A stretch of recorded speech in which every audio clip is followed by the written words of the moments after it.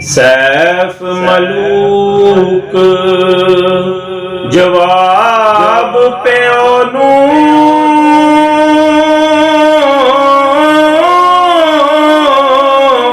देंदा नाले हलीमी। सुन बाबुल सुल्तान मुल्क दा तू है आद कदीमी। जे कोई शाह ज़मीन दे अक्सर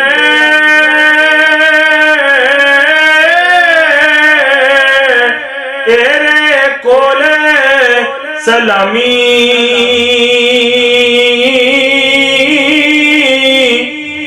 ताजा तख्ता वाले तेरी कर दे आन गुलामी।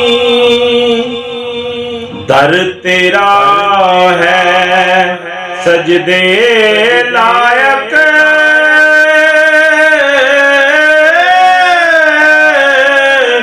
किबले वांगन मैनू।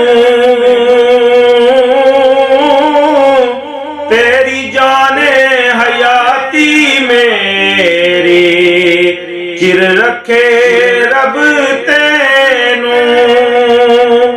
शाला सर मेरे परदायम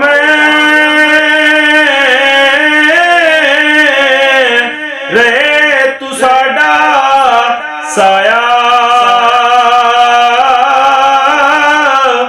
तेरे पीछे जीवन नालू मरना बेहतर आया। जे कुछ तुसा नसीहत दिती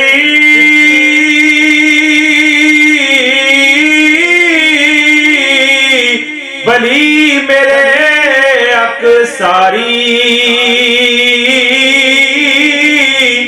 फट मेरे ते पट्टी बदी मरहम लायो कारी।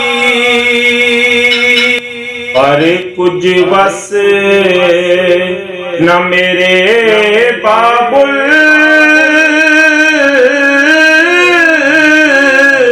की करामू काला।